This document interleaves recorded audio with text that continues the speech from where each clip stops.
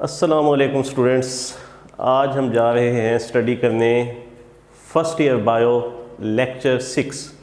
आज हम इंशाल्लाह इस चैप्टर को वाइंड अप भी करेंगे। तो सबसे पहला हमारा टॉपिक था ट्यूबरकुलोसिस, जिसे हम आम तौर पे टीबी भी कहते हैं।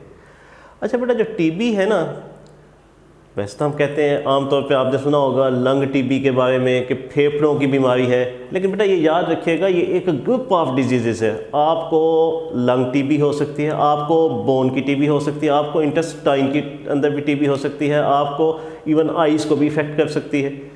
तो टीबी एक वसी मतलब क्या रेंजिंग बीमारी है, और ये बेटा क्या है कि उन तमाम बीमारियों का मजमुआ है जो किसकी वजह से होती हैं, इस बैक्टीरियम की वजह से, जिसे हम क्या कहते हैं, माइकोबैक्टीरियम ट्यूबरकुलोसिस। ये बैक्टीरिया है जिसकी वजह से क्या होता है, ट्यूबरकुलोसिस होता है। अच्छा, अब ये बेटा जो बैक्टीरिया है ना, इस बैक्टीरिया की ख़ास बात है कि ये एरी कंडीशन के अंदर रहना पसंद करता है, इसलिए ज़्यादातर ये कहाँ पे हमारे लंग के एल्वियोलाई के अंदर रिजाइड करता है। अच्छा, ये बेटा क्या हो सकता है, ये इसकी दो फेजेस होती हैं। ये एक्टिव फॉर्म के अंदर भी रह सकता है जब ये डिस्टर्ब कर रहा होगा, और ये नॉन एक्टिव या लेटेंट फॉर्म में भी हो सकता है। लेटेंट फॉर्म मीन आपके जिस्म में मौजूद होगा लेकिन आपको डिस्टर्ब नहीं कर रहा होगा। अच्छा बेटा, जो लंग जो ट्यूबरकुलोसिस है, ठीक है, या वैसे आम ट्यूबरकुलोसिस भी, हम इसे बेटा कहते हैं डिजीज़ ऑफ पुअर्स। क्यों बेटा कहते हैं डिजीज़ ऑफ पुअर? क्योंकि आम तौर पे जो पुअर लिविंग कंडीशन में रहने वाले होते हैं, कंजस्टेड एरिया के अंदर रहने वाले होते हैं, मतलब क्या है कि बड़ी बड़ी हाई राइज बिल्डिंग है, ठीक है, वहाँ पे वेंटिलेशन का इंतज़ाम निस्बतन कम है, तो वहाँ पे जो लंग ट्यूबरकुलोसिस है उसके होने का चांस क्या होता है, ज़्यादा होता है। ठीक है जी। तो ये बेटा क्या है कि हमने थोड़ी सी इसकी डिटेल पढ़ी। बहरहाल इसकी अलामात के अंदर सिंपल सा ये है कि सांस जो है उसे उसका पेशेंट का फूलता है, उसे बुखार रहता है, मेहनत तलब काम वो करने के काबिल नहीं होता। लेकिन हम स्पेसिफिक कहेंगे ताकि लेक्चर ज़्यादा लंबा ना हो, क्योंकि वो फिर यूट्यूब पे देखना बोरिंग हो सकता है। अच्छा, फिर उसके बाद बेटा हम देखेंगे एज़दमा, दमा। अच्छा बेटा, दमा क्या, पहले हम देखेंगे डेफिनेशन, ठीक है।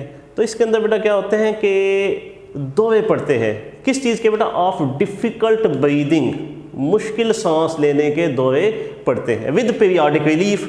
और उसके बाद क्या हो जाता है, कुछ देर के लिए आराम आ जाता है। ठीक है, क्या हुआ बेटा कि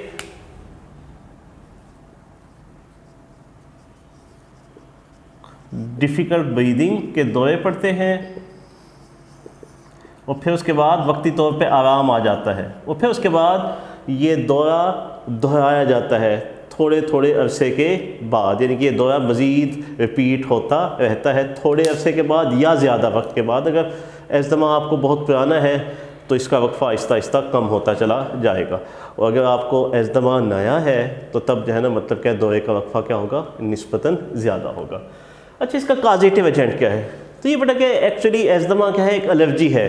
किसके खिलाफ एलर्जी हो सकती है? आपको डस्ट से एलर्जी हो सकती है, आपको स्मोक से एलर्जी हो सकती है, आपको ठंड से एलर्जी हो सकती है, इसके अलावा जो है ना, मतलब आपको पोलन ग्रेन से एलर्जी हो सकती है। तो बहुत सी चीज़ें हैं जो कि एलर्जी आपके जिस्म में पैदा कर सकती हैं। क्यों एलर्जी पैदा होती है बेटा? असल में हमारा जो इम्यून सिस्टम है ये जेनेटिक होता है।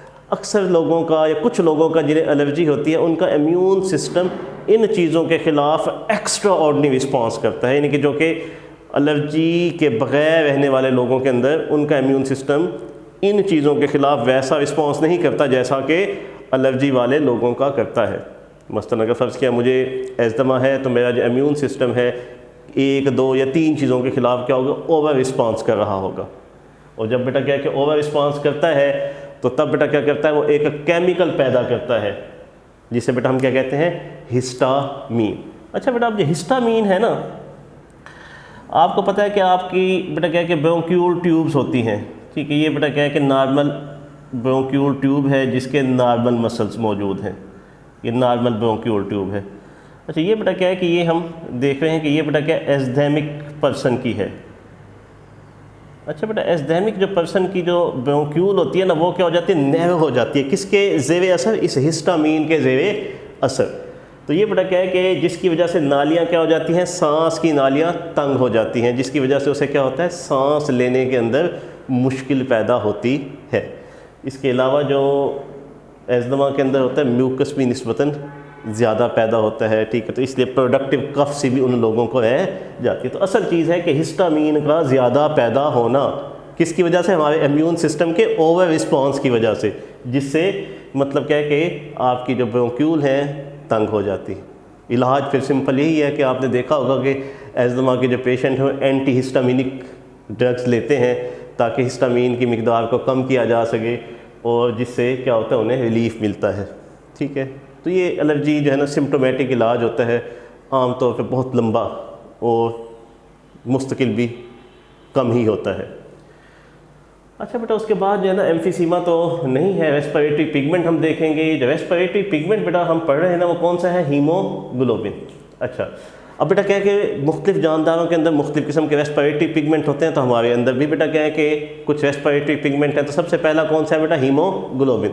अच्छा, हीमोग्लोबिन का क्या फ़ायदा है, ये हमारे जो ऑक्सीजन का जो अपटेक है उसे बढ़ा देता है।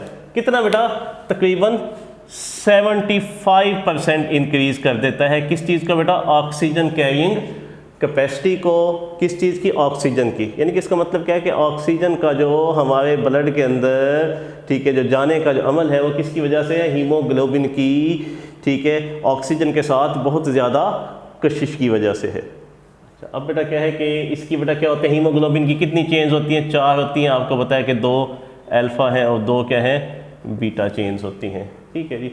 तो ये तकरीबन जो है ना, एक हीमोग्लोबिन का मालिक्यूल 4 ऑक्सीजन के मालिक्यूलों को कैरी करने की सलाहियत रखता है। अच्छा बेटा क्या है कि जो हीमोग्लोबिन है ना, ये एक वाहिद रेस्पिरेटरी पिगमेंट नहीं है हमारे अंदर। हमारे बेटा क्या है, मसल के अंदर एक और रेस्पिरेटरी पिगमेंट मौजूद है, जिसे बेटा हम क्या कहते हैं, मायोग्लोबिन। तो ये भी बेटा क्या है कि आयरन कंटेनिंग इसकी चेन होती है मायोग्लोबिन की भी। और ये भी बेटा क्या है कि ऑक्सीजन को ना सिर्फ कैरी कर सकता है बल्कि स्टोर भी कर सकता है। अच्छा बेटा क्या है कि जो लोग बहुत ज़्यादा एक्सरसाइज करते हैं ना, तो उनके अंदर मायोग्लोबिन की मिकदार काफ़ी बढ़ जाती है, जिसकी वजह से वो ऑक्सीजन को ज़्यादा स्टोर कर सकते हैं कैरी के साथ साथ, क्योंकि ठीक है, ये स्टोर भी कर सकता है। असल में जो मायोग्लोबिन है वो क्या, इंटरमीडिएट है हीमोग्लोबिन और सेल के दरमियान। यानी कि हीमोग्लोबिन आएगा, ऑक्सीजन किसे देगा, मायोग्लोबिन को। मायोग्लोबिन फिर किसे देगा, ऑक्सीजन सेल्स को देगा, ठीक है जी। तो इसका मतलब मायोग्लोबिन इंटरमीडिएट है, लेकिन ये कैरी के साथ साथ स्टोर करने की भी सलाहियत रखता है। तो ये एक जो ऑक्सीजन मालिक्यूल है, एक मायोग्लोबिन कैरी करने की सलाहियत रखता है।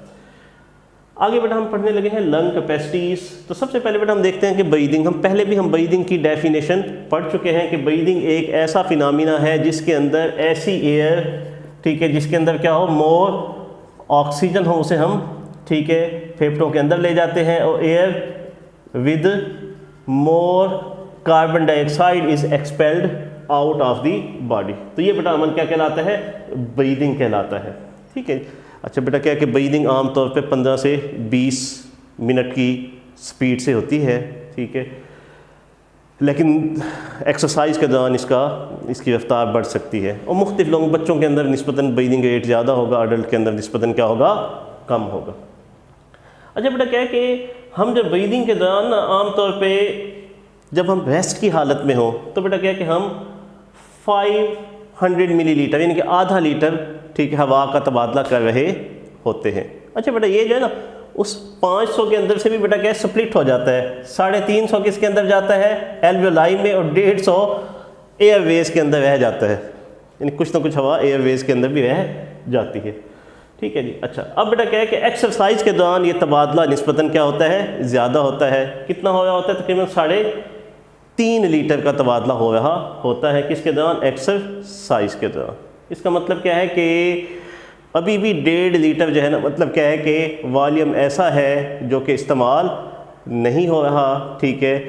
वो बेटा क्या है कि बार बार जो है एक्सचेंज के अंदर इस्तेमाल नहीं किया जा रहा। इसे बेटा हम क्या कहते हैं, residual volume of the lung. यानी कि जो ये 1.5 लीटर, ठीक है, लंग की जो टोटल कैपेसिटी है वो बेटा कितनी है, टोटल कैपेसिटी है 5 लीटर। तो बेटा क्या है कि रेस्ट की हालत के अंदर 1/2 लीटर, एक्सरसाइज में 3.5 लीटर, जबकि बेटा क्या है कि बाकी जो बचा वो क्या है 1.5 लीटर, जो कि क्या है residual volume of the lung है।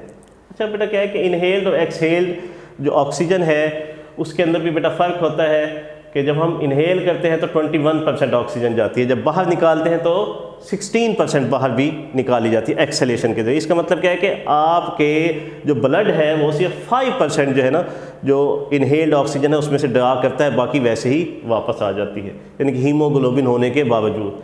जबकि जो कार्बन डाइऑक्साइड है 0.04% जाती है, जबकि बाहर जो निकलती है वो क्या है 4%। ठीक है, तो बाकी जो है ना मतलब क्या है कि जिस्म के अंदर ही रहती है ताकि बाहर निकालने में उससे मदद ली जा सके। वाटर वेपर्स अगर बाहर नमी होगी तो होगी, आपके भी फेफड़ों में भी जाएगी हवा के साथ, अगर नहीं होगी तो नहीं। लेकिन जब आप बाहर निकालेंगे सांस तो तब नमी जो है ना क्या होगी वो भरी हुई होगी। तो ये आप ठीक है मतलब कि आजकल सर्दियां हैं, सांस निकालते हुए इसका मुआयना भी करते होंगे। इसके अलावा जो नाइट्रोजन है, ये आखिरी चीज़ बेटा इस टॉपिक की कि नाइट्रोजन कितनी होती है 79% ही आप लेके जाते हैं और 79% ही आप बाहर निकालते हैं। तो ये बेटा था आज का हमारा टॉपिक। ठीक है जी, तो कल इंशाअल्लाह हम ठीक है एक नेक्स्ट चैप्टर शुरू करेंगे। ठीक है, वो देख लेते हैं कि 12 चैप्टर। ठीक है, ओके जी, अल्लाह हाफिज़।